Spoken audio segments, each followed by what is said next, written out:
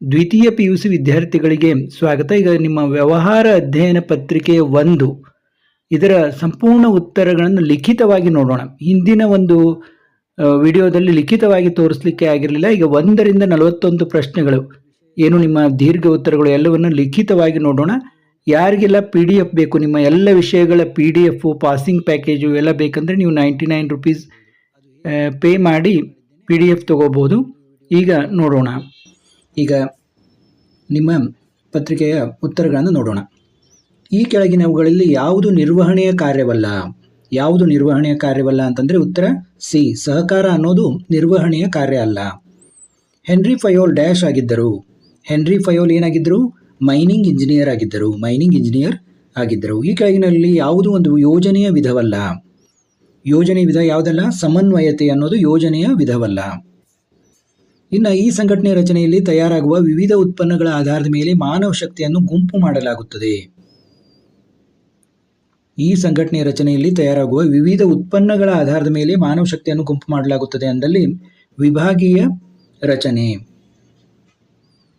ಮಾರುಕಟ್ಟೆಯಲ್ಲಿ ಯಾವುದೇ ಸಂಸ್ಥೆಯೊಂದರ ಯಶಸ್ಸಿಗೆ ಗ್ರಾಹಕರ ಅಗತ್ಯಗಳ ತೃಪ್ತಿಯ ಮೇಲಿರುವ ಗಮನವೇ ಕೀಲಿ ಕೈಯಾಗಿದೆ. ಇದು ಯಾವ ಮಾರಾಟ ಪ್ರಕ್ರಿಯಾ ನಿರ್ವಹಣೆ ಸಿದ್ಧಾಂತ ಎಂಬುದನ್ನು ಸೂಚಿಸುತ್ತದೆ?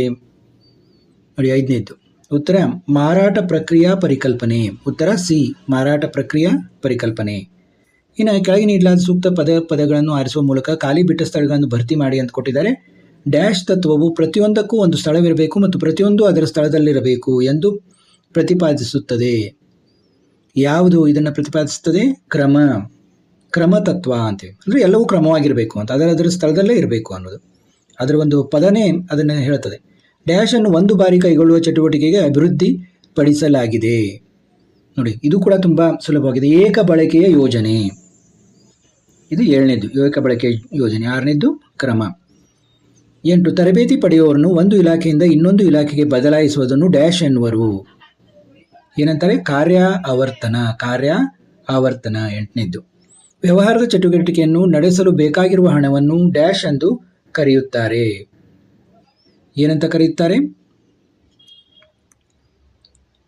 ವ್ಯವಹಾರದ ಹಣಕಾಸು. ನೋಡಿ, ತುಂಬಾ ಸುಲಭವಾಗಿದೆ. ವ್ಯವಹಾರ ಚಟುವಟಿಕೆ ನಡೆಸಲು ಬೇಕಾಗಿರುವ ಹಣವನ್ನು ವ್ಯವಹಾರದ ಹಣಕಾಸು ಅಂತ ಕರಿತೀವಿ. ನಮೂದಿತ ಬೆಲೆಗಿಂತ ಕಡಿಮೆ ಬೆಲೆಗೆ ಉತ್ಪನ್ನಗಳನ್ನು ನೀಡುವುದು ಏನಂತೀವಿ? ಸೋಡಿ ನೀಡುವುದು.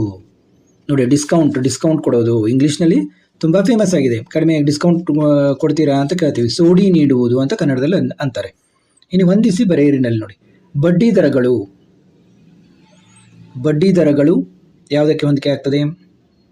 ಆರ್ಥಿಕ ಪರಿಸರವನ್ನು ಅವಲಂಬಿಸಿದೆ ಬಡ್ಡಿ ದರಗಳು. 3ನೇದು ಆರ್ಥಿಕ ಪರಿಸರ. ಉತ್ತರದಾಯಿತ್ವ ಅಂದರೆ ಅಂತಿಮ ಫಲಿತಾಂಶಕ್ಕೆ ಉತ್ತರ ಹೇಳುವುದು, ಅದಕ್ಕೆ ಉತ್ತರದಾಯಿತ್ವ. ಇನ್ನು ನೇಮಕಾತಿ ಅನ್ನೋದು ಸಿಬ್ಬಂದಿ ನಿರ್ವಹಣೆ ವಿಭಾಗ. ಯೋಜಿಸುವಿಕೆ ಮತ್ತು ನಿಯಂತ್ರಿಸುವಿಕೆ. ನೋಡಿ, ನಿರ್ವಹಣೆಯ ಅವಳಿ ಕಾರ್ಯಗಳು, ಯೋಜಿಸುವಿಕೆ ಮತ್ತು ನಿಯಂತ್ರಿಸುವಿಕೆ. ಸ್ಥಳ ಅನ್ನೋದು ಮಾರಾಟ ಪ್ರಕ್ರಿಯೆ ಮಿಶ್ರಣ. ಸ್ಥಳ ಅನ್ನೋದು. ಇನ್ನು ಉನ್ನತ ಹಂತದ ನಿರ್ವಹಣೆಗೆ ಒಂದು ಉದಾಹರಣೆ ಕೊಡಿ. ನೋಡಿ, ಈ ಕೆಳಗಿನ ಪ್ರಶ್ನೆಗಳಿಗೆ ಒಂದು ಪದ ಅಥವಾ ಒಂದು ವಾಕ್ಯದಲ್ಲಿ ಉತ್ತರಿಸಿ. ಪ್ರತಿ ಪ್ರಶ್ನೆಗೆ 1 ಅಂಕ. ಉನ್ನತ ಹಂತದ ನಿರ್ವಹಣೆಗೆ ಒಂದು ಉದಾಹರಣೆ ಕೊಡಿ. ನೋಡಿ, ಇಲ್ಲಿ ಉತ್ತರ 12ರದು ಮುಖ್ಯ ಕಾರ್ಯನಿರ್ವಹಣಾಧಿಕಾರಿ, ವ್ಯವಸ್ಥಾಪಕ, ನಿರ್ದೇಶಕ. ಯಾವುದಾದ್ರೂ ಒಂದನ್ನು ಬರೆದರೂ ಕೂಡ ನೀವು ನಡೆಯುತ್ತೆ. ಇನ್ನು 13ನೇ ಪ್ರಶ್ನೆ ನೋಡಿ, ಇಲ್ಲಿ ಸ್ವಲ್ಪ ಪ್ರಶ್ನೆಗಳನ್ನು ಒಂದು ಕಡೆ ಉತ್ತರ ಒಂದು ಕಡೆ ಈ ರೀತಿ ಬರೆದಿದ್ದಾರೆ. ವರ್ಗಾವಣೆ ಎಂದರೇನು? ಪ್ರಶ್ನೆ ಏನು? ವರ್ಗಾವಣೆ ಎಂದರೇನು ಅನ್ನೋದರ ಉತ್ತರ ಒಂದು ವಿಭಾಗದಿಂದ ಇನ್ನೊಂದು ವಿಭಾಗಕ್ಕೆ ಸ್ಥಳಾಂತರಿಸುವುದು, ಆದರೆ ವೇತನ ಮತ್ತು ಹುದ್ದೆ ಹಂತದಲ್ಲಿ ಯಾವುದೇ ಬದಲಾವಣೆ ಇಲ್ಲದಿರುವುದು. ಈ ಕೇವಲ ವರ್ಗಾವಣೆ ಅಂದರೆ ಒಂದು ವಿಭಾಗದಿಂದ ಇನ್ನೊಂದು ವಿಭಾಗಕ್ಕೆ ಸ್ಥಳಾಂತರಿಸುವುದು, ಆದರೆ ವೇತನ ಮತ್ತು ಹುದ್ದೆ ಹಂತದಲ್ಲಿ ಯಾವುದೇ ಬದಲಾವಣೆ ಇಲ್ಲದಿರುವುದು. ಅಬ್ರಹಂ ಮಾಸ್ಲೋರವರು ಅಭಿವೃದ್ಧಿಪಡಿಸಿದ ಸಿದ್ಧಾಂತವನ್ನು ಹೆಸರಿಸಿರಿ. ನೋಡಿ, ಅವರು ಅಭಿವೃದ್ಧಿಪಡಿಸಿದಂಥ ಸಿದ್ಧಾಂತ ಮಾನವನ ಅಗತ್ಯತಾ ವರ್ಗ ಶ್ರೇಣಿ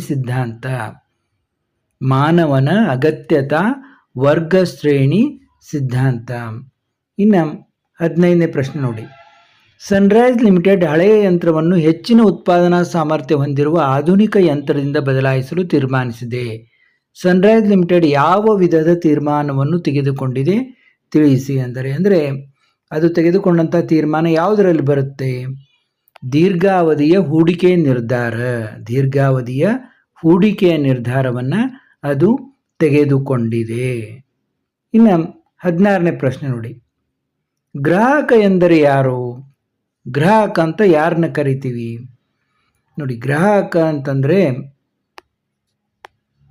ಗ್ರಾಹಕ ಎಂದರೆ ವಸ್ತು ಅಥವಾ ಸೇವೆಯನ್ನು ಖರೀದಿಸಿ ಬಳಸುವ ವ್ಯಕ್ತಿ ಅಥವಾ ಸಂಸ್ಥೆ. ಅವರು ಉತ್ಪನ್ನ ಅಥವಾ ಸೇವೆಯ ಅಂತಿಮ ಉಪಯೋಗದಾರರಾಗಿರುತ್ತಾರೆ. ಅಂದರೆ ಅವರೇ ಅದನ್ನು ಉಪಯೋಗಿಸೋರು, ಅವ್ರು ಮತ್ತೆ ಬೇರೆಯವ್ರು ಕೊಡೋದಿಲ್ಲ ಅದನ್ನು, ಅಂದರೆ ಮತ್ತೆ ಮಾರಾಟ ಮಾಡೋದಿಲ್ಲ. ಗ್ರಾಹಕ ಅಂದರೆ ಫೈನಲ್ ಆಗಿ ಅದನ್ನು ಒಂದು ಉಪಯೋಗಿಸುವಂಥ ವ್ಯಕ್ತಿ. ಇನ್ನು ಮುಂದಿನ ಪ್ರಶ್ನೆ ನೋಡಿ, ನಿರ್ವಹಣೆಯನ್ನು ವ್ಯಾಖ್ಯಾನಿಸಿ. ಇಲ್ಲಿ ನೋಡಿ, ಈ ಕೆಳಗಿನ ಯಾವುದಾದ್ರೂ 6 ಪ್ರಶ್ನೆಗಳಿಗೆ ಅವಶ್ಯವಿದ್ದರೆ 2 ಅಥವಾ 3 ವಾಕ್ಯಗಳಲ್ಲಿ ಉತ್ತರಿಸಿ. ಪ್ರತಿ ಪ್ರಶ್ನೆಗೆ 2 ಅಂಕಗಳು. 17ನೇ ಪ್ರಶ್ನೆ, ನಿರ್ವಹಣೆಯನ್ನು ವ್ಯಾಖ್ಯಾನಿಸಿ. ನಿರ್ವಹಣೆಯ ವ್ಯಾಖ್ಯಾನವನ್ನು ಯಾವ ರೀತಿ ಬರೀಬೇಕು ನಾವು? ಕೀಟ್ನರ್ ಅವರ ಪ್ರಕಾರ ನೋಡಿ, ಬಹಳಷ್ಟು ಇವಿದ್ದಾವೆ. ಕೀಟ್ನರ್ ಅವರ ಪ್ರಕಾರ ನಿರ್ವಹಣೆಯು ಬದಲಾಗುತ್ತಿರುವ ಪರಿಸರದಲ್ಲಿ ಸೀಮಿತ ಸಂಪನ್ಮೂಲಗಳನ್ನು ದಕ್ಷತೆಯಿಂದ ಬಳಸಿ ಪರಿಣಾಮಕಾರಿಯಾಗಿ ಸಂಘಟನೆಯ ಉದ್ದೇಶಗಳನ್ನು ಸಾಧಿಸಲು ಇತರರ ಜೊತೆಯಲ್ಲಿ ಮತ್ತು ಮೂಲಕ ಕಾರ್ಯನಿರ್ವಹಿಸುವ ಪ್ರಕ್ರಿಯೆಯಾಗಿದೆ. ನಿರ್ವಹಣೆ ಅನ್ನೋದು ಸ್ವಲ್ಪ ನಿಮಗೆ ಗೊಂದಲ ಅನಿಸೋ ಅತ್ಯಂತ ಸರಿಯಾದ ಒಂದು ಡೆಫಿನಿಷನ್ ಇದು.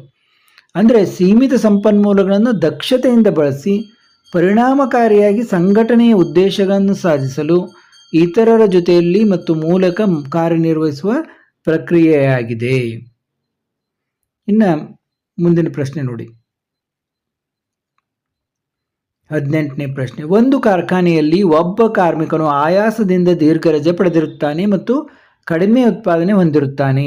ಈ ಸಮಸ್ಯೆ ವಿವರಿಸಲು ಯಾವ ವೈಜ್ಞಾನಿಕ ತಂತ್ರ ಸಹಾಯವಾಗುತ್ತದೆ ಎಂಬುದನ್ನು ತಿಳಿಸಿ. ಒಂದು ವಾಕ್ಯದಲ್ಲಿ ಸಂಕ್ಷಿಪ್ತವಾಗಿ ವಿವರಿಸಿ. ಅಂದರೆ ಒಂದೇ ವಾಕ್ಯದಲ್ಲಿ ಹೇಳಬೇಕು ನಾವು ಅದನ್ನು. ಕೆಲಸ ಮಾಡುವಾಗ ವಿಶ್ರಾಂತಿ ಪಡೆಯದಿದ್ದರೆ ಒಬ್ಬ ವ್ಯಕ್ತಿಯು ದೈಹಿಕವಾಗಿ ಮತ್ತು ಮಾನಸಿಕವಾಗಿ ದಣಿದಿರುವುದು ಖಚಿತ. ಈ ಮಧ್ಯಂತರಗಳು ವಿಶ್ರಾಂತಿ ಮರಳಿ ಪಡೆಯಲು ಮತ್ತು ಅದೇ ಸಾಮರ್ಥ್ಯದೊಂದಿಗೆ ಮತ್ತೆ ಕೆಲಸ ಮಾಡಲು ಸಹಾಯ ಮಾಡುತ್ತದೆ. ಇದು ಉತ್ಪಾದಕತೆಯನ್ನು ಹೆಚ್ಚಿಸಲು ಕಾರಣವಾಗುತ್ತದೆ. ಆಯಾಸ ಅಧ್ಯಯನವು ಕೆಲಸವನ್ನು ಪೂರ್ಣಗೊಳಿಸುವಾಗ ವಿಶ್ರಾಂತಿ ಮಧ್ಯಂತರಗಳ ಪ್ರಮಾಣ ಮತ್ತು ಆವರ್ತನವನ್ನು ನಿರ್ಧರಿಸಲು ಪ್ರಯತ್ನಿಸುತ್ತದೆ. ನೋಡಿ, ಒಂದೇ ವಾಕ್ಯದಲ್ಲಿ ಬರಲಿಕ್ಕಾಗಿಲ್ಲ, ಇದನ್ನು ಇಷ್ಟೆಲ್ಲ ಬರೆದಿದ್ದಾರೆ. ಕೊನೆಗೆ ನೀವು ಆಯಾಸ ಅಧ್ಯಯನವು ಕೆಲಸವನ್ನು ಪೂರ್ಣಗೊಳಿಸುವಾಗ ವಿಶ್ರಾಂತಿ ಮಧ್ಯಂತರಗಳ ಪ್ರಮಾಣ ಮತ್ತು ಆವರ್ತನವನ್ನು ನಿರ್ಧರಿಸಲು ಪ್ರಯತ್ನಿಸುತ್ತದೆ ಅನ್ನೋದನ್ನು ಹೇಳ್ಬೋದು. ಇನ್ನು 19ನೇದು ನೋಡಿ, 19ನೇ ಪ್ರಶ್ನೆ ಏನಿದೆ ಅಂತ ನೋಡೋಣ. ಯೋಜಿಸುವಿಕೆ ಪ್ರಕ್ರಿಯೆಯಲ್ಲಿನ ಮೊದಲ 2 ಹಂತಗಳನ್ನು ತಿಳಿಸಿ. ನೋಡಿ, ಯೋಜಿಸುವಿಕೆ ಪ್ರಕ್ರಿಯೆಯಲ್ಲಿ ಮೊದಲ 2 ಹಂತಗಳು ಯಾವುವು? ಉದ್ದೇಶಗಳನ್ನು ಸ್ಥಾಪಿಸುವುದು, ಪರಿಮಿತಿ ಅಥವಾ ಊಹೆಗಳನ್ನು ಅಭಿವೃದ್ಧಿಪಡಿಸುವುದು. ಇನ್ನು 20ನೇ ಪ್ರಶ್ನೆ ನೋಡಿ, ಕಾರ್ಯಾತ್ಮಕ ಮತ್ತು ವಿಭಾಗಾತ್ಮಕ ರಚನೆಗಳ ನಡುವಿನ 2 ವ್ಯತ್ಯಾಸಗಳನ್ನು ತಿಳಿಸಿ. ನೋಡಿ, ಕಾರ್ಯಾತ್ಮಕ ಮತ್ತು ವಿಭಾಗಾತ್ಮಕ ನೋಡಿ ಏನೇನು ಇದಾವೆ ಇಲ್ಲಿ. ಕಾರ್ಯಗಳನ್ನು ಆಧರಿಸಿದೆ ಕಾರ್ಯಾತ್ಮಕ ರಚನೆ. ಇದು ಉತ್ಪನ್ನಗಳನ್ನು ಆಧರಿಸಿದೆ ಮತ್ತು ಕಾರ್ಯಗಳಿಂದ ಬೆಂಬಲಿತವಾಗಿದೆ. ಇಲ್ಲಿ ವಿಶೇಷತೆ ಏನು? ಕ್ರಿಯಾತ್ಮಕ ವಿಶೇಷತೆ, ಇಲ್ಲಿ ಉತ್ಪನ್ನ ವಿಶೇಷತೆ. ಇನ್ನು 21ನೇ ಪ್ರಶ್ನೆ ನೋಡೋಣ. ನೋಡಿ, 21ನೇ ಪ್ರಶ್ನೆ, ನೇಮಕಾತಿಯ 2 ಆಂತರಿಕ ಮೂಲಗಳನ್ನು ತಿಳಿಸಿ. ನೇಮಕಾತಿಯ 2 ಆಂತರಿಕ ಮೂಲಗಳನ್ನು ತಿಳಿಸಿ ಅಂತ ಕೇಳಿದ್ದಾರೆ. ವರ್ಗಾವಣೆಗಳು, ಬಡ್ತಿಗಳು. ಒಂದು ವರ್ಗಾವಣೆ, ಇನ್ನೊಂದು ಬಡ್ತಿಗಳು. ಇನ್ನು 22ನೇದ್ದು, ನಾಯಕತ್ವ ಎಂದರೇನು? ನಾಯಕತ್ವ ಎಂದರೆ ಏನು ಅಂತ ಕೇಳ್ತಾರೆ. 22ನೇ ಪ್ರಶ್ನೆ, ನಾಯಕತ್ವ ಅಂದರೆ ಏನು? ನಾಯಕತ್ವವು ಜನರ ನಡವಳಿಕೆಯ ಮೇಲೆ ಪ್ರಭಾವ ಬೀರುವ ಪ್ರಕ್ರಿಯೆಯಾಗಿದ್ದು, ಅವರು ಸಂಘಟನಾತ್ಮಕ ಗುರಿಗಳನ್ನು ಸಾಧಿಸಲು ಸ್ವಯಂ ಪ್ರೇರಣೆಯಿಂದ ಶ್ರಮಿಸುವಂತೆ ಮಾಡುತ್ತದೆ. ನಾಯಕತ್ವವು ಜನರ ನಡವಳಿಕೆಯ ಮೇಲೆ ಪ್ರಭಾವ ಬೀರುವ ಪ್ರಕ್ರಿಯೆಯಾಗಿದ್ದು ಅವರು ಸಂಘಟನಾತ್ಮಕ ಗುರಿಗಳನ್ನು ಸಾಧಿಸಲು ಸ್ವಯಂ ಪ್ರೇರಣೆಯಿಂದ ಶ್ರಮಿಸುವಂತೆ ಮಾಡುತ್ತದೆ. ಇನ್ನು 23ನೇ ಪ್ರಶ್ನೆ ನೋಡಿ.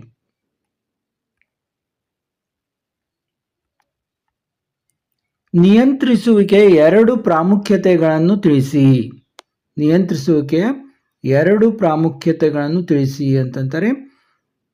ಸಂಘಟನಾತ್ಮಕ ಗುರಿಗಳನ್ನು ಸಾಧಿಸುವುದು, ಶಿಷ್ಟಗಳ ಶಿಖರತೆಗಳನ್ನು ನಿರ್ಣಯಿಸುವುದು. ಇನ್ನು 24ನೇ ಪ್ರಶ್ನೆ ನೋಡಿ. ಇಕ್ವಿಟಿ ಮೇಲಿನ ವ್ಯಾಪಾರದ ಅರ್ಥವನ್ನು ಬರೆಯಿರಿ. ನೋಡಿ, ಇಕ್ವಿಟಿ ಮೇಲಿನ ವ್ಯಾಪಾರದ ಅರ್ಥವನ್ನು ಬರೆಯಿರಿ ಅಂತಂದಿದ್ದಾರೆ. ಷೇರುದಾರರ ಸಂಪತ್ತು ಪ್ರತಿ ಷೇರಿನ ಮೇಲೆ ಆದಾಯವನ್ನು ಹೆಚ್ಚಿಸುವುದಕ್ಕಾಗಿ ಕಂಪನಿಯ ಅಗ್ಗದ ಮೂಲಗಳಿಂದ ಸಾಲಗಳನ್ನು ತರುವುದಕ್ಕೆ ಇಕ್ವಿಟಿ ಮೇಲಿನ ವ್ಯಾಪಾರ ಎನ್ನಲಾಗುವುದು. ಇಕ್ವಿಟಿ ಮೇಲಿನ ವ್ಯಾಪಾರ ಎನ್ನಲಾಗುವುದು. ಇನ್ನು ಕೈಗಾರಿಕೆ ಉತ್ಪನ್ನ ಎಂದರೇನು, ಉದಾಹರಣೆ ಕೊಡಿ. ಕೈಗಾರಿಕೆ ಉತ್ಪನ್ನ ಅಂದ್ರೇನು, ಉದಾಹರಣೆ ಕೊಡಿ. ಕೈಗಾರಿಕಾ ಉತ್ಪನ್ನ ಇಂಡಸ್ಟ್ರಿಯಲ್ ಪ್ರಾಡಕ್ಟ್ ಎಂದರೆ ಇತರ ವಸ್ತುಗಳು ಅಥವಾ ಸೇವೆಗಳನ್ನು ಉತ್ಪಾದಿಸಲು ಬಳಸುವ ವಸ್ತುಗಳು. ಅವು ಅಂತಿಮ ಗ್ರಾಹಕ ಉಪಯೋಗಕ್ಕಾಗಿ ಅಲ್ಲ, ಉತ್ಪಾದನಾ ಪ್ರಕ್ರಿಯೆಗೆ ಉಪಯೋಗಿಸಲಾಗುತ್ತದೆ. ಉದಾಹರಣೆ ಯಂತ್ರಗಳು, ಕಚ್ಚಾ ವಸ್ತುಗಳು, ಉಕ್ಕು, ಹತ್ತಿ. ಕೈಗಾರಿಕಾ ಉಪಕರಣಗಳು ಅಂದರೆ ಇವು ಅಂತಿಮ ಗ್ರಾಹಕರ ಉಪಯೋಗಕ್ಕಾಗಲ್ಲ, ಕೈಗಾರಿಕೆಗಳಲ್ಲಿ ವಸ್ತುಗಳು ಮತ್ತು ಸೇವೆಗಳನ್ನು ಉತ್ಪಾದಿಸಲಿಕ್ಕೆ ಬಳಸುವಂತಹವು. ಇನ್ನು 26ನೇ ಪ್ರಶ್ನೆ ನೋಡಿ. ಉತ್ಪಾದಕರು ಹಾಗೂ ಸೇವಾ ಪೂರೈಕೆದಾರರು ಗ್ರಾಹಕರನ್ನು ಶೋಷಿಸುತ್ತಿರುವ ಯಾವುದಾದರೂ 2 ನ್ಯಾಯೋಚಿತವಲ್ಲದ ಪದ್ಧತಿಗಳನ್ನು ತಿಳಿಸಿ ಅಂತ ಕೇಳಿದ್ದಾರೆ. ನ್ಯಾಯೋಚಿತವಲ್ಲದ ಪದ್ಧತಿಗಳು: ತಪ್ಪು ಜಾಹೀರಾತು, ಫಾಲ್ಸ್ ಅಡ್ವರ್ಟೈಸಿಂಗ್, ಉತ್ಪನ್ನದ ಗುಣಮಟ್ಟ ಅಥವಾ ಫಲಿತಾಂಶವನ್ನು ಹೆಚ್ಚಾಗಿ ತೋರಿಸಿ ಗ್ರಾಹಕರನ್ನು ಮೋಸಗೊಳಿಸುವುದು. ನೋಡಿ, ನಿಮಗೆ ಇಂಥವೆಷ್ಟೋ ಜಾಹೀರಾತುಗಳನ್ನು ನೋಡ್ತೀರಿ. ಈಗ ಯಾವುದೋ ಒಂದು ಬಟ್ಟೆ ಸೋಪು ಅಥವಾ ಡಿಟರ್ಜೆಂಟ್ ಅಂತ ತಿಳ್ಕೊಳ್ಳಿ, ಸ್ವಲ್ಪ ಹಾಕಿಬಿಟ್ರೆ ಎಂಥ ಕಲೆ ಇದ್ದರೂ ಹೋಗುತ್ತೆ ಅಂತ ತೋರಿಸುತ್ತಾರೆ. ಆ್ಯಕ್ಚುಲಿ ಇದರಲ್ಲಿ ಹಾಗಾಗೋದೇನೇ ಇಲ್ಲ. ಅಷ್ಟು ನೀವು ಕೆಲವೊಮ್ಮೆ ಬಟ್ಟೆ ಇಷ್ಟು ಕಲೆ ಆಗಿರ್ತದೆ, ನಿಮಗೆ ಬಟ್ಟೆ ಹರಿದ್ರೂ ಕೂಡ ಅದು ಕಲೆ ಹೋಗೋದಿಲ್ಲ. ಅಂಥದ್ರಲ್ಲಿ ಅವ್ರು ಹೇಗೆ ತೋರಿಸ್ತಾರೆ, ನಿಮಗೆ ಸ್ವಲ್ಪ ಹಚ್ಚಿಬಿಟ್ರೆ ಕಲೆ ಹೋಗುತ್ತೆ ಅಂತ ತೋರಿಸ್ತಾರೆ. ಇದು ಫಾಲ್ಸ್ ಅಡ್ವರ್ಟೈಸಿಂಗ್. ಅಧಿಕ ಬೆಲೆ ವಸೂಲಿ, ಓವರ್ ಚಾರ್ಜಿಂಗ್, ಸರಿಯಾದ ಬೆಲೆಗಿಂತ ಹೆಚ್ಚು ಹಣ ವಸೂಲಿ ಮಾಡುವುದು. ಈಗ ನೀವು ಕೆಲವೊಂದು ದೊಡ್ಡ ದೊಡ್ಡ ಮಾರ್ಟ್ಗಳಲ್ಲಿ ನೋಡ್ತೀರ, ಒಂದು ಲೂಸ್ ಏನು ಸಾಮಾನು ಇರ್ತದೆ, ಸಕ್ಕರೆ, ಬೇಳೆಕಾಳು, ಇವನ್ನೆಲ್ಲ ಪ್ಯಾಕ್ ಮಾಡಿ ಅದನ್ನು ತುಂಬ ಹೆಚ್ಚಿನ ಬೆಲೆಗೆ ಮಾರಾಟವನ್ನು ಮಾಡ್ತಾರೆ. ಇನ್ನು ಭಾಗ ಸಿ ಯಲ್ಲಿ ಕೆಳಗಿನ ಯಾವುದಾದರೂ 6 ಪ್ರಶ್ನೆಗಳಿಗೆ ಅವಶ್ಯವಿದ್ದರೆ 10 ರಿಂದ 12 ವಾಕ್ಯಗಳಲ್ಲಿ ಉತ್ತರಿಸಿ. ಪ್ರತಿ ಪ್ರಶ್ನೆಗೆ 4 ಅಂಕಗಳು. ನೋಡಿ, ನಿರ್ವಹಣೆಯ ತತ್ವಗಳ ಯಾವುದಾದರೂ 4 ಸ್ವರೂಪವನ್ನು ಸಂಕ್ಷಿಪ್ತವಾಗಿ ವಿವರಿಸಿ. ನೋಡಿ, ನಿರ್ವಹಣೆಯ ತತ್ವಗಳು ಯಾವ್ಯಾವು? ಸಾರ್ವತ್ರಿಕ ಅನ್ವಯಿಸುವಿಕೆ, ಎಲ್ಲ ಓದ್ತಾ ಹೋಗೋದಿಲ್ಲ. ಸಾಮಾನ್ಯ ಮಾರ್ಗಸೂಚಿಗಳು, ಆಚರಣೆ ಮತ್ತು ಪ್ರಾಯೋಗಿಕ ರೂಪುಗೊಂಡಿದೆ, ನಮನೀಯವಾಗಿದೆ, ಮುಖ್ಯವಾಗಿ ವರ್ತನಶೀಲವಾಗಿದೆ, ಕಾರಣ ಮತ್ತು ಪರಿಣಾಮ ಸಂಬಂಧಗಳು. ನೋಡಿ, ಇದರಲ್ಲಿ ಯಾವುದಾದ್ರೂ 4 ನೀವು ಇದನ್ನು ಮಾಡಿದರೂ ಕೂಡ ನಿಮಗೆ ಅಂಕಗಳು ದೊರೆತವೆ. ನೀವು ಬೇಕಂದರೆ ಸ್ಕ್ರೀನ್ಶಾಟನ್ನು ತಕ್ಕೋಬಹುದು. ವ್ಯವಹಾರ ಪರಿಸರದ ಯಾವುದಾದರೂ 4 ಪ್ರಾಮುಖ್ಯತೆಯನ್ನು ಸಂಕ್ಷಿಪ್ತವಾಗಿ ವಿವರಿಸಿ. ವ್ಯವಹಾರ ಪರಿಸರ.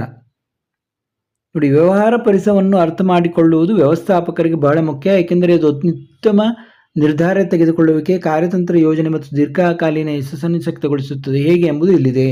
ಇದು ಸಂಸ್ಥೆಗೆ ಅವಕಾಶಗಳನ್ನು ಗುರುತಿಸಲು ಮತ್ತು ಪ್ರಾರಂಭಿಕ ಅನುಕೂಲತೆಗಳನ್ನು ಪಡೆಯಲು ಅನುವು ಮಾಡುತ್ತದೆ. ಇದು ಸಂಸ್ಥೆಗೆ ಅಪಾಯ ಮತ್ತು ಎಚ್ಚರಿಕೆ ಸೂಚನೆಗಳನ್ನು ಗುರುತಿಸಲು ಸಹಾಯ ಮಾಡುತ್ತದೆ.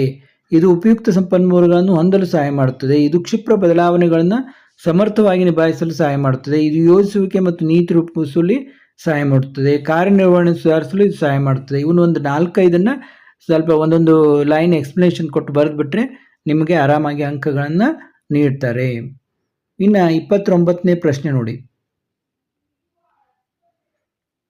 ಈ ಕೆಳಗಿನವುಗಳಿಗೆ ಸಂಬಂಧಪಟ್ಟ ವ್ಯವಹಾರದ ಪರಿಸರದ ಆಯಾಮಗಳನ್ನು ಗುರುತಿಸಿ. ನೋಡಿ, ಬ್ಯಾಂಕುಗಳು ಗೃಹ ಸಾಲದ ಮೇಲೆ ಬಡ್ಡಿ ದರ ಇಳಿಸಿವೆ, ಕೆಲಸ ಮಾಡುವ ಮಹಿಳೆಯರ ಸಂಖ್ಯೆ ಹೆಚ್ಚುತ್ತಿದೆ, ಅಂತರ್ಜಾಲ ವ್ಯವಸ್ಥೆಯ ಮೂಲಕ ಟಿಕೆಟ್ ರಿಸರ್ವೇಷನ್ ಮಾಡಿಸುವುದು, ಮದ್ಯಪಾನೀಯಗಳಿಗೆ ಜಾಹೀರಾತು ನೀಡುವುದನ್ನು ನಿಷೇಧಿಸಲಾಗಿದೆ. ನೋಡಿ, 29ನೇದ್ದು ಏನೇನವು?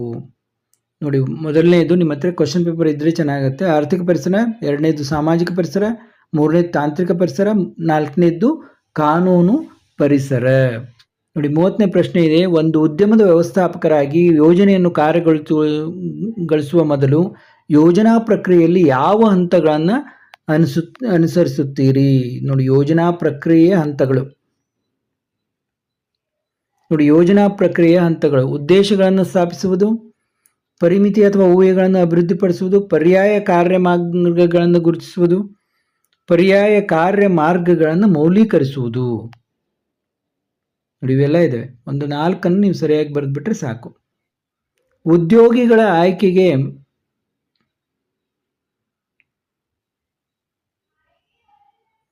ಬಳಸಲಾಗುವ ಯಾವುದಾದರೂ 4 ವಿಧದ ಪರೀಕ್ಷೆಗಳನ್ನು ಸಂಕ್ಷಿಪ್ತವಾಗಿ ವಿವರಿಸಿ. 31ನೇ ಪ್ರಶ್ನೆ.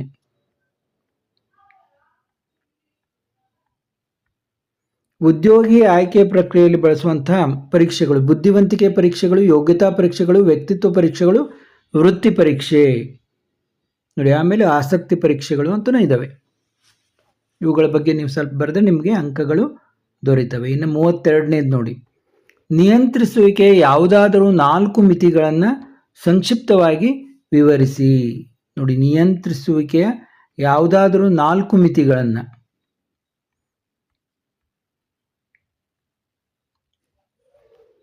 ನೋಡಿ, ಯಾವ ಮಿತಿಗಳು? ಪರಿಮಾಣಾತ್ಮಕ ಶಿಷ್ಟಗಳನ್ನು ನಿಗದಿಪಡಿಸುವಲ್ಲಿರುವ ಕಷ್ಟ, ಬಾಹ್ಯ ಅಂಶಗಳ ಮೇಲೆ ನಿಯಂತ್ರಣವಿಲ್ಲ, ನೌಕರರಿಂದ ವಿರೋಧ, ವೆಚ್ಚದಾಯಕ ಕಾರ್ಯ. ಇನ್ನು 33ನೇ ಪ್ರಶ್ನೆ ನೋಡಿ, XYZ ಕಂಪನಿಯು ಭೂಮಿ, ಕಟ್ಟಡ ಮತ್ತು ಯಂತ್ರೋಪಕರಣಗಳನ್ನು ಖರೀದಿಸಲು ಯೋಜಿಸುತ್ತದೆ. ಯಾವ ಪ್ರಕಾರದ ಬಂಡವಾಳದ ಅವಶ್ಯಕತೆ ಇದೆ? ಅಂತಹ ಬಂಡವಾಳ ಅವಶ್ಯಕತೆಯ ಮೇಲೆ ಪ್ರಭಾವ ಬೀರುವ 3 ಅಂಶಗಳನ್ನು ವಿವರಿಸಿರಿ ಅಂತ ಅಂದಿದ್ದಾರೆ. ನೋಡಿ, ದೀರ್ಘಾವಧಿ ಆಸ್ತಿಗಳಲ್ಲಿ ಹೂಡಿಕೆ ಅಗತ್ಯವಾದ ಬಂಡವಾಳವನ್ನು ಸ್ಥಿರ ಬಂಡವಾಳ ಎಂದು ಕರೆಯಲಾಗುತ್ತದೆ. ಆ ಒಂದು ಸ್ಥಿರ ಬಂಡವಾಳದ ಅಗತ್ಯತೆ ಮೇಲೆ ಪರಿಣಾಮ ಬೀರುವ ಅಂಶಗಳು ಹೀಗಿವೆ: ವ್ಯವಹಾರದ ಸ್ವರೂಪ, ಕಾರ್ಯಾಚರಣೆಯ ಪ್ರಮಾಣ, ತಂತ್ರ ಮತ್ತು ವಿಧಾನದ ಆಯ್ಕೆ, ತಂತ್ರಜ್ಞಾನ ಉನ್ನತೀಕರಣ, ಬೆಳವಣಿಗೆಯ ನಿರೀಕ್ಷೆಗಳು, ವೈವಿಧ್ಯತೆ, ಹಣ ಒದಗಿಸುವ ಪರ್ಯಾಯಗಳು, ಸಹಭಾಗಿತ್ವದ ಗುಣಮಟ್ಟ. ಇದರಲ್ಲಿ ಕೆಲವನ್ನಾದರೂ ನೀವು ಎಕ್ಸ್ಪ್ಲೇನ್ ಮಾಡಿದರೆ ನಿಮಗೆ ಆರಾಮಾಗಿ ಅಂಕಗಳು ದೊರೆಯುತ್ತವೆ. ಇನ್ನು 34ನೇ ಪ್ರಶ್ನೆಗೆ ನೋಡೋಣ. ಮಾರಾಟ ಪ್ರಕ್ರಿಯೆ ಯಾವುದಾದರೂ 4 ಕಾರ್ಯಗಳನ್ನು ಸಂಕ್ಷಿಪ್ತವಾಗಿ ವಿವರಿಸಿರಿ ಅಂತ ಅಂದಿದ್ದಾರೆ. ಮಾರಾಟ ಪ್ರಕ್ರಿಯೆ ಎಂದರೆ ಉತ್ಪನ್ನ ಅಥವಾ ಸೇವೆಯನ್ನು ಗ್ರಾಹಕರಿಗೆ ತಲುಪಿಸುವ ತನಕ ಎಲ್ಲ ಚಟುವಟಿಕೆಗಳ ಸರಣಿಯಾಗಿದ್ದು, ಅದರಲ್ಲಿ ಯಾವ ರೀತಿ ಇದನ್ನು ಮಾಡ್ಬೋದು: ಮಾರುಕಟ್ಟೆ ಮಾಹಿತಿಯನ್ನು ಸಂಗ್ರಹಿಸುವುದು ಮತ್ತು ವಿಶ್ಲೇಷಿಸುವುದು, ಮಾರಾಟ ಪ್ರಕ್ರಿಯೆಯನ್ನು ಯೋಜಿಸುವುದು, ವಸ್ತು ವಿನ್ಯಾಸಗೊಳಿಸುವುದು ಮತ್ತು ಅಭಿವೃದ್ಧಿ, ಶಿಷ್ಟೀಕರಣ ಮತ್ತು ಶ್ರೇಣೀಕರಣ. ಈ ಕೆಳಗಿನ ಹೇಳಿಕೆಗಳು ಸೂಚಿಸುವ ಮಾರಾಟ ಪ್ರವರ್ತನೆಯ ಚಟುವಟಿಕೆಗಳನ್ನು ಗುರುತಿಸಿ. ನೋಡಿ, ಕಾರು ತಯಾರಕರು ಒಂದು ನಿರ್ದಿಷ್ಟ ಮುದ್ರೆಯ ಕಾರಿನ ಬೆಲೆಯಲ್ಲಿ 10,000 ರಿಯಾಯಿತಿ ನೀಡಿ ಮಾರಾಟ ಮಾಡುವುದು, ಅರ್ಧ kg ಅಕ್ಕಿಯನ್ನು 1 ಚೀಲ ಗೋಧಿ ಹಿಟ್ಟು ಖರೀದಿಸಿದಾಗ ಕ್ಷೌರದ ಕ್ರೀಮ್ 40% ಅಧಿಕ ಕೊಡುಗೆ, ಟಿವಿಯ ಖರೀದಿಯೊಂದಿಗೆ ಕಾರ್ಡ್ ಗೀಚಿರಿ, ತಕ್ಷಣ ಬಹುಮಾನ ಗೆಲ್ಲಿರಿ. ಇವು ಏನೇನು ಮಾರಾಟ ಪ್ರವರ್ತನೆಯ ಚಟುವಟಿಕೆ ಅಂತ ಕೇಳಿದ್ದಾರೆ. ನೋಡಿ, ಇದರ 35ರ ಉತ್ತರವನ್ನು ನಾವೀಗ ನೋಡೋಣ. ಮಾತ್ರ ಪ್ರಶ್ನೆ ಪತ್ರಿಕೆ ಇದ್ರೆ ಚೆನ್ನಾಗಿರುತ್ತೆ. ರಿಯಾಯಿತಿ ಒಂದನೇದ್ದು, ಎರಡನೇದು ಉತ್ಪನ್ನ ಸಂಯೋಜನೆಗಳು, ಮೂರನೇದು ಪ್ರಮಾಣ ಉಡುಗೊರೆ, ನಾಲ್ಕನೇದು ತಕ್ಷಣದ ಡ್ರಾಗಳು ಮತ್ತು ಯೋಜಿತ ಉಡುಗೊರೆಗಳು. ಗ್ರಾಹಕರು ಸರಕು ಸೇವೆಗಳನ್ನು ಖರೀದಿಸುವಾಗ, ಬಳಸುವಾಗ ಮತ್ತು ಅನುಭವಿಸುವಾಗ ಹೊಂದಿರಬೇಕಾದ ಯಾವುದಾದರೂ 4 ಹೊಣೆಗಾರಿಕೆಗಳನ್ನು ತಿಳಿಸಿ ಎಂದಿದ್ದಾರೆ. ನೋಡಿ, ಇಷ್ಟೊಂದು ಕೊಟ್ಟಿದ್ದಾರೆ ಇವರು. ಮಾರುಕಟ್ಟೆಯಲ್ಲಿ ಲಭ್ಯವಿರುವ ವಿವಿಧ ಸರಕುಗಳು ಮತ್ತು ಸೇವೆಗಳ ಬಗ್ಗೆ ತಿಳಿದಿರಲಿ. ಇದರಿಂದ ಬುದ್ಧಿವಂತ ಆಯ್ಕೆಯನ್ನು ಮಾಡಬಹುದು. ನೋಡಿ, ಗುಣಮಟ್ಟದ ಭರವಸೆಯನ್ನು ಒದಗಿಸುವುದರಿಂದ ಪ್ರಮಾಣಿತ ಸರಕುಗಳನ್ನು ಮಾತ್ರ ಖರೀದಿಸಿ. ಹೀಗಾಗಿ ಎಲೆಕ್ಟ್ರಿಕಲ್ ಸರಕುಗಳ ಮೇಲೆ ISI ಗುರುತು, ಆಹಾರ ಉತ್ಪನ್ನಗಳ ಮೇಲೆ FPO ಗುರುತು, ಆಭರಣಗಳ ಮೇಲೆ ಹಾಲ್ಮಾರ್ಕ್ ಇತ್ಯಾದಿಗಳನ್ನು ನೋಡಿ. ಉತ್ಪನ್ನಗಳು ಮತ್ತು ಸೇವೆಗಳಿಗೆ ಸಂಬಂಧಿಸಿದ ಅಪಾಯಗಳ ಬಗ್ಗೆ ತಿಳಿಯಿರಿ. ತಯಾರಕರ ಸೂಚನೆಗಳನ್ನು ಅನುಸರಿಸಿ ಮತ್ತು ಉತ್ಪನ್ನಗಳನ್ನು ಸುರಕ್ಷಿತವಾಗಿ ಬಳಸಿ. ಬೆಲೆಗಳು, ನಿವ್ವಳ ತೂಕ, ಉತ್ಪಾದನೆ ಮತ್ತು ಮುಕ್ತಾಯ ದಿನಾಂಕಗಳು ಇತ್ಯಾದಿಗಳ ಬಗ್ಗೆ ಮಾಹಿತಿಯನ್ನು ಹೊಂದಲು ಲೇಬಲ್ಗಳನ್ನು ಎಚ್ಚರಿಕೆಯಿಂದ ಓದಿ. ನೋಡಿ, ಇವೆಲ್ಲ ಇಂಪಾರ್ಟೆಂಟ್ ಭಾಳ. ಇದೇ ರೀತಿ ಎಷ್ಟೊಂದು ಇವಿದಾಗ ಅದರಲ್ಲಿ ಕೆಲವುಗಳನ್ನು ಬರೆದರೂ ಕೂಡ ನಿಮಗೆ ಅಂಕಗಳು ದೊರೆಯುತ್ತವೆ. ಇನ್ನು 37, ನಿರ್ವಹಣೆಯ ಉದ್ದೇಶವನ್ನು ವಿವರಿಸಿ. ಇಲ್ಲಿ ನೋಡಿ, ಈ ಕೆಳಗಿನ ಯಾವುದಾದ್ರೂ 3 ಪ್ರಶ್ನೆಗಳು 20 ರಿಂದ 25 ವಾಕ್ಯಗಳಲ್ಲಿ ಉತ್ತರಿಸಿ. ಪ್ರತಿ ಪ್ರಶ್ನೆಗೆ 8 ಅಂಕಗಳು. ನಿರ್ವಹಣೆಯ ಉದ್ದೇಶಗಳನ್ನು ವಿವರಿಸಿ. ನೋಡಿ, 37ನೇದ್ದು ನೋಡಿ, ನಿರ್ವಹಣೆಯ ಉದ್ದೇಶ ಏನು? ಸಂಘಟನಾತ್ಮಕ ಉದ್ದೇಶಗಳು, ಸಾಮಾಜಿಕ ಉದ್ದೇಶಗಳು, ನಂತರ ವೈಯಕ್ತಿಕ ಉದ್ದೇಶಗಳು. ನೋಡಿ, ಈ ರೀತಿ ನೀವು ಬರೀಬೇಕು. ಇನ್ನು 38ನೇ ಪ್ರಶ್ನೆಯನ್ನು ನೋಡೋಣ ನಾವು. ಸಂಘಟಿಸುವಿಕೆ ಎಂದರೇನು? ಸಂಘಟಿಸುವಿಕೆಯ ಪ್ರಾಮುಖ್ಯತೆಯನ್ನು ವಿವರಿಸಿ. ಸಂಘಟಿಸುವಿಕೆ ಅಂತಂದ್ರೆ ಏನು? ಕಾರ್ಯಚಟುವಟಿಕೆಗಳು ಮತ್ತು ಕೆಲಸದ ಸಂಬಂಧಗಳನ್ನು ಸ್ಪಷ್ಟಪಡಿಸುವ ಮೂಲಕ ಮತ್ತು ಗುರುತಿಸಲಾದ ಮತ್ತು ಬಯಸಿದ ಫಲಿತಾಂಶಗಳನ್ನು ಅಥವಾ ಗುರಿಗಳನ್ನು ಸಾಧಿಸಲು ಸಂಪನ್ಮೂಲಗಳನ್ನು ಪರಿಣಾಮಕಾರಿಯಾಗಿ ಸಂಯೋಜಿಸುವ ಮೂಲಕ ಯೋಜನೆಗಳ ಅನುಷ್ಠಾನವನ್ನು ಪ್ರಾರಂಭಿಸುವ ಪ್ರಕ್ರಿಯೆ ಎಂದು ಸಂಘಟನೆಯನ್ನು ವ್ಯಾಖ್ಯಾನಿಸಬಹುದು. ಸಂಘಟನೆಯ ಪ್ರಾಮುಖ್ಯತೆ ಏನು? ವೈಶಿಷ್ಟ್ಯತೆಯ ಪ್ರಯೋಜನಗಳು, ಕಾರ್ಯಸಂಬಂಧಿಗಳಲ್ಲಿ ಸ್ಪಷ್ಟತೆ, ಸಂಪನ್ಮೂಲಗಳ ಅತ್ಯುತ್ತಮ ಬಳಕೆ, ಬದಲಾವಣೆಗೆ ಹೊಂದಿಕೊಳ್ಳುವುದು, ಪರಿಣಾಮಕಾರಿ ಆಡಳಿತ, ಇವನ್ನೆಲ್ಲ ಹೇಳ್ಬೋದು. ಇನ್ನು 39ನೇ ಪ್ರಶ್ನೆ ನೋಡಿ. ಸಿಬ್ಬಂದಿ ನಿರ್ವಹಣೆಯ ಪ್ರಕ್ರಿಯೆಯಲ್ಲಿನ ಹಂತಗಳನ್ನು ವಿವರಿಸಿ. ನೋಡಿ, ಸಿಬ್ಬಂದಿ ನಿರ್ವಹಣಾ ಪ್ರಕ್ರಿಯೆಯಲ್ಲಿನ ಹಂತಗಳು: ಮಾನವ ಶಕ್ತಿಯ ಅಗತ್ಯತೆಗಳನ್ನು ಅಂದಾಜು ಮಾಡುವುದು, ನೇಮಕಾತಿ, ಆಯ್ಕೆ, ಅನುಸ್ಥಾಪನೆ ಹಾಗೂ ಅಭಿಶಿಕ್ಷಣ, ತರಬೇತಿ ಮತ್ತು ಅಭಿವೃದ್ಧಿ, ಕಾರ್ಯನಿರ್ವಹಣೆ, ಪರಾಮರ್ಶನ, ಬಡ್ಡಿ ಮತ್ತು ವೃತ್ತಿಜೀವನ ಯೋಜಿಸುವಿಕೆ, ಪರಿಹಾರ. ಇನ್ನು 40ನೇ ಪ್ರಶ್ನೆ ನೋಡಿ. ಒಂದು ಸಂಘಟನೆಯಲ್ಲಿ ನೌಕರರನ್ನು ಪ್ರೇರೇಪಿಸಲು ಬಳಸುವ ಯಾವುದಾದರೂ 4 ಹಣಕಾಸಿನ ಉತ್ತೇಜಕಗಳು ಮತ್ತು ಹಣಕಾಸೇತರ ಉತ್ತೇಜಕಗಳನ್ನು ವಿವರಿಸಿರಿ ಎಂದಿದ್ದಾರೆ. ಹಣಕಾಸಿನ ಉತ್ತೇಜಕಗಳು: ವೇತನ ಮತ್ತು ಭತ್ಯೆಗಳು, ಉತ್ಪಾದಕತೆ ಆಧಾರಿತ ವೇತನ ಉತ್ತೇಜಕಗಳು, ಬೋನಸ್, ಲಾಭದ ಹಂಚಿಕೆ, ಸಹಪಾಲುದಾರಿಕೆ, ಸ್ಟಾಕ್ ಆಯ್ಕೆ, ನಿವೃತ್ತಿ ಪ್ರಯೋಜನಗಳು, ಬಕ್ಷೀಸುಗಳು. ಹಣಕಾಸೇತರ ಉತ್ತೇಜಕಗಳು ಏನೇನು? ಅಂತಸ್ತು, ಸಂಘಟನಾತ್ಮಕ ವಾತಾವರಣ, ವೃತ್ತಿ ಉನ್ನತೀಕರಣದ ಅವಕಾಶ, ಸಂವರ್ಧನೆ, ಉದ್ಯೋಗಿ ಗುರುತಿಸುವಿಕೆ ಕಾರ್ಯಕ್ರಮಗಳು, ಉದ್ಯೋಗ ಭದ್ರತೆ, ನೌಕರರ ಭಾಗವಹಿಸುವಿಕೆ, ಉದ್ಯೋಗಿ ಸಬಲೀಕರಣ. ಇನ್ನು 41ನೇ ಪ್ರಶ್ನೆ ನೋಡಿ, ಕೊನೆಯ ಪ್ರಶ್ನೆ. ಒಟ್ಟು ನಿಮಗೆ 41 ಪ್ರಶ್ನೆಗಳು ಇರ್ತವೆ ವ್ಯವಹಾರ ಅಧ್ಯಯನದಲ್ಲಿ. ಜಾಹೀರಾತು ಮತ್ತು ವೈಯಕ್ತಿಕ ಮಾರಾಟದ ನಡುವಿನ ಯಾವುದಾದರೂ 8 ವ್ಯತ್ಯಾಸಗಳನ್ನು ಬರೆಯಿರಿ ಅಂತ ಅಂದಿದ್ದಾರೆ. ನೋಡಿ, ಜಾಹೀರಾತು ಮತ್ತು ವೈಯಕ್ತಿಕ ಮಾರಾಟದ ನಡುವಿನ ವ್ಯತ್ಯಾಸ. ಜಾಹೀರಾತು ಏನಿದೆ, ವೈಯಕ್ತಿಕ ಮಾರಾಟ ಅಂದರೆ ಏನು ಅನ್ನೋದನ್ನು ಇಲ್ಲಿ ವ್ಯತ್ಯಾಸಗಳನ್ನು ಕೊಡಲಾಗಿದೆ, ನೋಡ್ತಾ ಹೋಗಿ. 1, 2, 3, 4, 5, ಆಮೇಲೆ 6, 7, 8. ನೋಡಿ, ಯಾವುದಾದ್ರೂ 8 ಅಂತ ಹೇಳಿದರೆ ನೀವು ಇಲ್ಲಿ ಹೆಚ್ಚಿಗೆ ಕೊಟ್ಟಿದ್ದಾರೆ ಅವರು, ನಿಮಗೆ ನೆನಪಾರಿದರೂ ಕೂಡ ನೀವು ಇದನ್ನು ಮಾಡ್ಕೋಬೋದು. ಇಲ್ಲಿವರೆಗೆ ನಾವು ವ್ಯವಹಾರ ಅಧ್ಯಯನ ಮಾದರಿ ಪ್ರಶ್ನೆ ಪತ್ರಿಕೆ 1ರ ಸಂಪೂರ್ಣ ಉತ್ತರಗಳನ್ನು ಲಿಖಿತ ರೂಪದಲ್ಲಿ ನೋಡಿದೆವು.